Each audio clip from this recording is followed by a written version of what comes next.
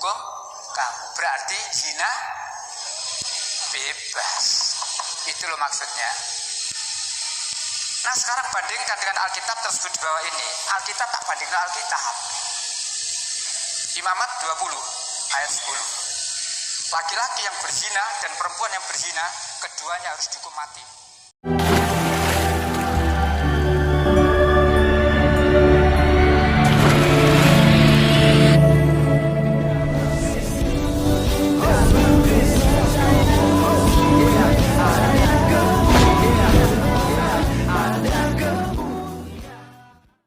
Salam Melechem Bisem Yeshua HaMashiach. Salam damai sejahtera dalam nama Tuhan Yesus Kristus untuk kita semua. Pada video kali ini teman-teman sekalian, kita akan membahas mengenai ustadz yang tua ini ya. Sebenarnya udah bau tanah, harusnya memperbaiki akhlak gitu ya, melakukan apa yang betul, bukan justru memfitnah dan menghina kekristenan, apalagi menjelekan iman agama lain di dalam masjid, dalam sebuah pengajian mereka. Jadi teman-teman sekalian, nanti mereka katakan bahwa kita yang mengganggu mereka, orang Kristen yang memusuhi mereka. Padahal jelas-jelas mereka yang terus mengganggu ayat-ayat kitab suci Alkitab. Pada videonya kali ini dia membahas bahwa Yesus Kristus ya memperbolehkan berzina, zina bebas di dalam ajaran Kristen. Itu poinnya. Oleh karenanya kita langsung saja untuk menyimak videonya, melihat dulu, menyaksikan bersama video berikut ini. Alkitab, Injil Yohanes pasal 8 ayat 1 sampai ayat 11. Seorang perempuan tertangkap basah ketika berbuat zina. Lalu dia dibawa atau diantar oleh beberapa orang ke Yesus untuk ditanyakan diapakan atau dihukum apa perempuan ini. Jadi misalkan perempuan berbuat zina, ketangkap, lalu diantar oleh beberapa orang. Robi, ini loh, tertangkap basah berbuat zina. Dihukum apa orang ini? Pada akhirnya Yesus berkata, aku pun tidak menghukum kamu. Pergilah dan jangan berbuat dosa lagi mulai sekarang. Intinya, ya, kalimatnya panjang sebenarnya, kalimatnya panjang. Ketika perempuan dibawa kepada Yesus, Robi, perempuan ini tertangkap basah berbuat zina. Menurut hukum Musa dalam Taurat, perempuan ini harus dilempari batu. Tapi ketika Yesus ditanya, tidak jawab. Yesus nulis. Tidak diterangkan nulis apa, tapi dia cuma membungkuk dan menulis di tanah. Orang-orang tanya lagi, Robi, apa hukuman yang diberikan pada perempuan ini? Lalu Yesus bangkit. Di antara kamu yang merasa tidak berdosa, silakan mulai melempari perempuan ini. Itulah jawaban Yesus. Lalu orang-orang yang mengantar tadi itu meninggalkan tempat satu persatu. Selanjutnya Yesus bangkit, tinggal Yesus dengan perempuan itu tadi. Lalu Yesus bertanya, di mana orang-orang tadi? Tidak ada, tapi semuanya sudah meninggalkan kita. Lalu Yesus bertanya, adakah yang melempari kamu? Tidak ada. Yesus lalu berkata, aku pun tidak menghukum kamu. Berarti zina bebas. Itu loh maksudnya. Nah sekarang bandingkan dengan Alkitab tersebut di bawah ini. Alkitab tak bandingkan Alkitab. Imamat 20 ayat 10. Laki-laki yang berzina dan perempuan yang berzina, keduanya harus dihukum mati. Oke, teman-teman sekalian, itulah cuplikan video yang kita sudah dengarkan. Dan teman-teman sekalian, narasinya adalah poin yang saya tangkap di situ. Secara tidak langsung Yesus Kristus memperbolehkan berzina, atau zina diperbolehkan dalam ajaran Kristen. Teman-teman sekalian, kalau kita melihat teman-teman, jangankan berzina, berpoligami saja itu tidak diperbolehkan di dalam Kristen. Jadi jangan Anda berpikir jika ada orang Kristen yang kedapatan berbuat zina, membunuh, mencuri, lalu Anda menyimpulkan bahwa itu adalah ajaran Kristen. Ya, bagaimana juga ketika kami mau menyimpulkan orang yang selalu buat bom bunuh diri, yang tentu saja KTP mereka beragama Islam dan mereka berjihad kok demi nama Allah. Kalau kami katakan bahwa Islam adalah agama titik-titik gitu ya, apakah Anda terima? Tentu saja tidak, teman-teman. Kalian pasti marah ketika kami mengatakan demikian. Berarti membunuh dalam Islam diperbolehkan. Berjihad untuk melawan orang Kristen Yahudi gitu ya. Merusak gereja itu diperbolehkan dalam Islam. Ya tentu saja Anda tidak setuju. Ya, sama. Jika ada yang melakukan perzinahan bukan berarti ajaran Kristen memperbolehkan perzinahan. Sekali lagi, jangankan berzina, berpoligami saja yang dalam agama Islam itu diperbolehkan, di Kristen tidak diperbolehkan. Ya, itu ajaran Kristen ketat Pak Ustadz. Jangan Anda salah nuduh bahwa di dalam Kristen itu bebas berzina.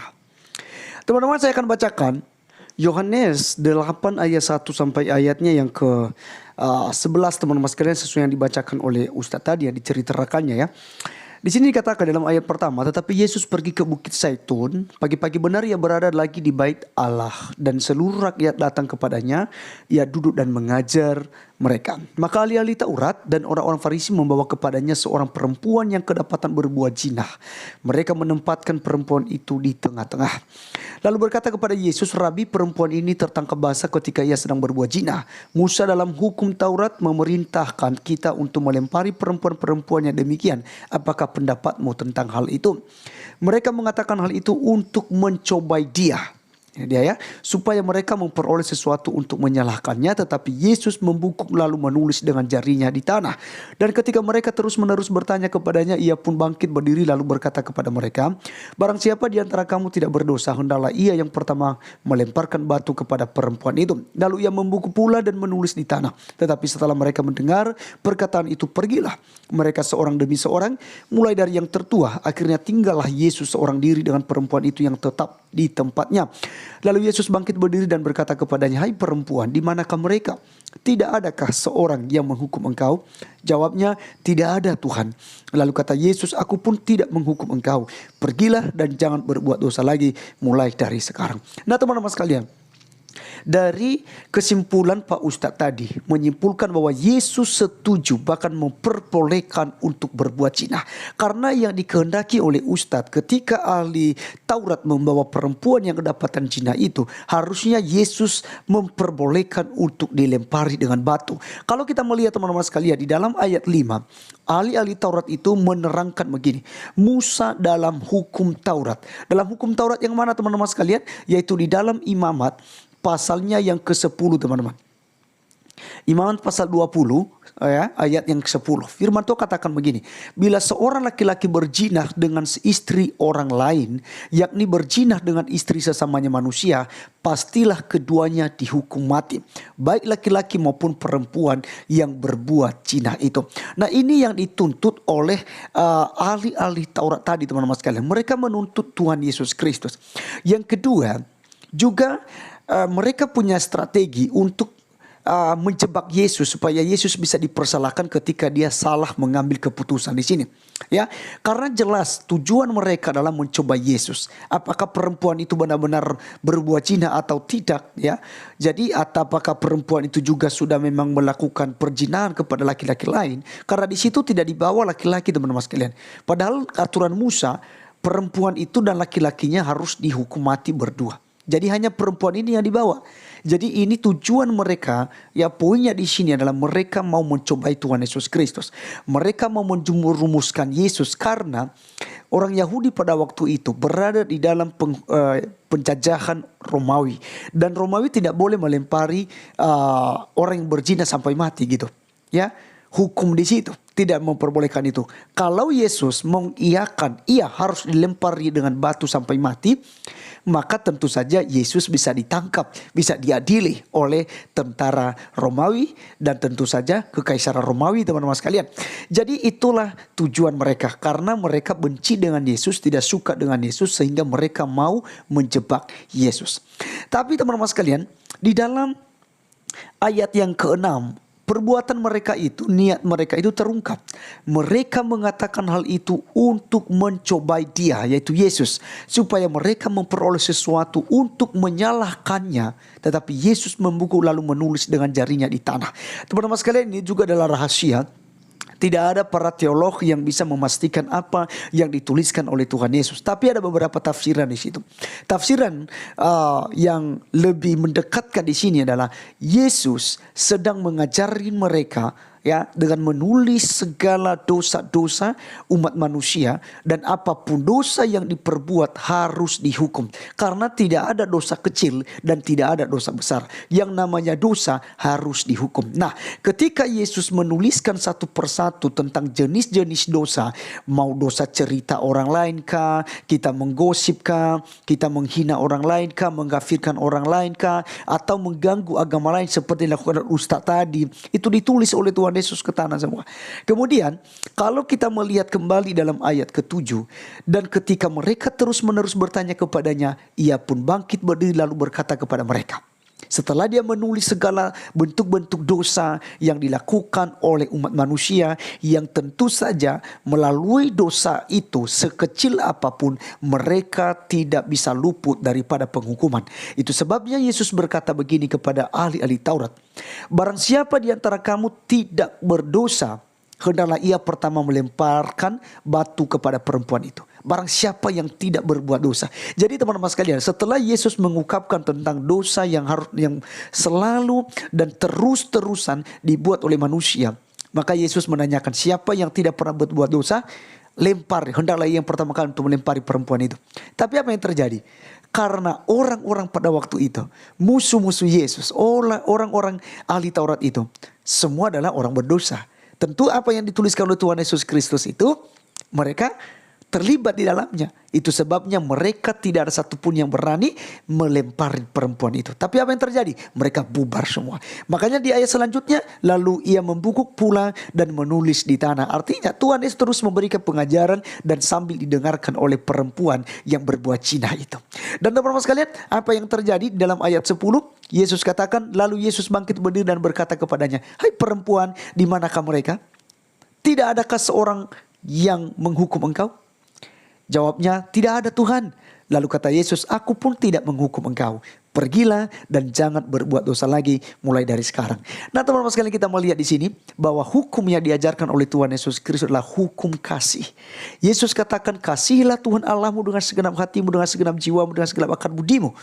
Itulah hukum yang pertama dan terutama. Yang sama dengan itu, yang setara dengan itu, kasihilah sesama manusia seperti dirimu sendiri. Jadi jelas teman-teman sekalian, Yesus mengajarkan kasih. Yesus tidak akan menghukum. Yesus datang bukan mencari orang yang benar. Yesus datang ke dunia bukan mencari orang-orang yang suci, tapi dia mencari orang-orang berdosa seperti perempuan itu. Itu sebabnya dia katakan, ya, aku pun tidak menghukum engkau. Pergilah dan janganlah berbuat dosa lagi. Artinya teman-teman sekalian, di sini Yesus bukan sedang menganjurkan untuk berbuat dosa, tapi ada narasinya, pergilah dan jangan berbuat dosa lagi mulai dari sekarang. Artinya bertobatlah setelah Anda mendapatkan pengampunan, setelah Anda mendapat kesempatan di mana Tuhan memberikan hidup nafas yang baru bagi Anda. Gunakanlah itu untuk melakukan hal-hal yang baik. Jangan lagi hidup terus-menerus di dalam dosa. Nah jadi teman-teman sekalian, dalam narasi ini sama sekali tidak ada anjuran untuk terus berbuat zina. Tidak ada anjuran untuk bebas berbuat zina di dalam Alkitab ini. Termasuk dalam Imamat pasal 20 ayat 10 tadi. Itu adalah hukum Musa. Tapi hukum Yesus adalah hukum yang penuh dengan kasih, hukum yang penuh dengan damai sejahtera. Itu sebabnya dia datang untuk menggenapi hukum Taurat itu. Semua manusia tidak ada yang sempurna untuk melakukan 10 hukum Taurat yang diberikan kepada Musa, yang diajarkan kepada Bani Israel, kepada bangsa Israel. Tidak ada satupun yang sempurna melakukan itu. Dan tentu saja jika hukum itu terus-menerus yang diberlakukan kepada umat manusia, betapa sadisnya dan betapa menderitanya umat manusia. Dan satupun manusia tentu tidak akan ada yang akan selamat. Oleh karenanya Yesus datang untuk menggenapinya. Yesus menyimpulkan 10 hukum Taurat itu dengan 2 hukum.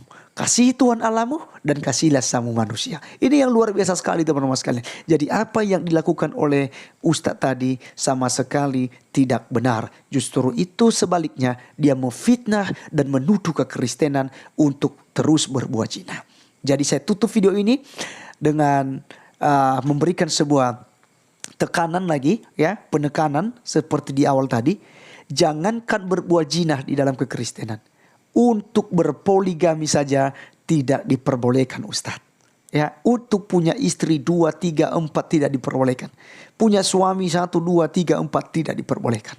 Ya, tidak diperbolehkan. Jadi di dalam ajaran kekristenan adalah ajaran yang penuh dengan kasih.